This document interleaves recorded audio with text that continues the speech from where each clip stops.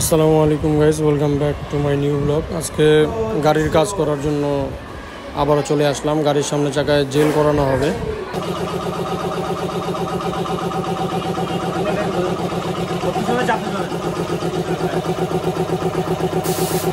টায়ারে jail না করলে অনেক সমস্যা হয়। গাড়ি কেনার পর থেকে কোনো জেল থাকে না।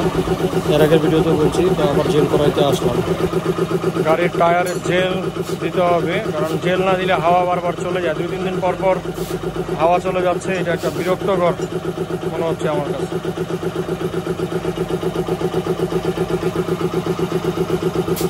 মাসুম ভাইয়ের এখানে কেন বারবার আসি, এখানে কাজগুলো অনেক ভালো হয় এবং সুন্দরভাবে টায়ারটাকে যত্ন করে খুলে এবং সুন্দরভাবে আর কি জেলগুলো দিয়ে দিচ্ছে।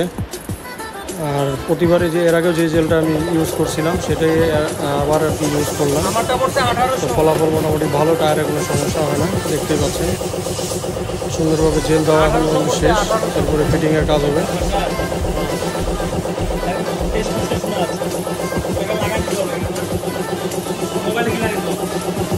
এখানে একটা ইয়ে লাগাই দিতে হবে।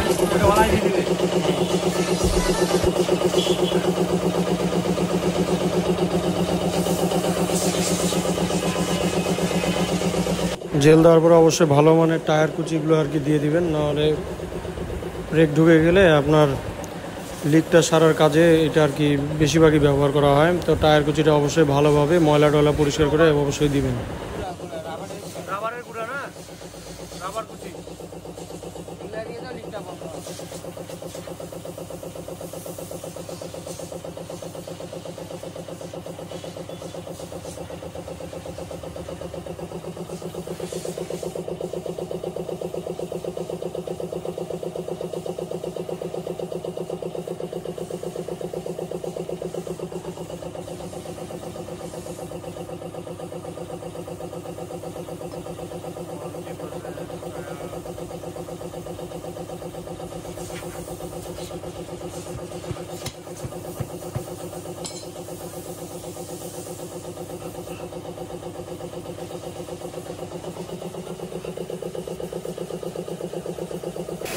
মোটামুটি টায়ারের কাজ শেষ। এখন টায়ারে হাওয়া দিব। হাওয়া দেওয়ার পরে আর কি ভালোভাবে টায়ারটাকে একটু চেক করে নিয়ে তারপরে ইনস্টল করতে হবে। তো যারা আর কি এই জেলের কাজ করাতে চান, অবশ্যই লুৎফা পাম্পের ডান পাশে মাসুম ভাই, এখানে দেখবেন ভলকানাইজিংয়ের একটা দোকান আছে, এই দোকানে আসে অবশ্যই করাবেন। অনেক ভালো মনের মানুষ, ভালোভাবে আপনাকে সার্ভিসটা দিয়ে যাবে। তো আমি এরকম কাজ করাইছি, কোনো ধরনের আর কি কোনো প্রকার সমস্যা আর কি পাইনি। তো আরও একবার করাচ্ছি, যেহেতু সামনে চাকায় আমার জেল নাই।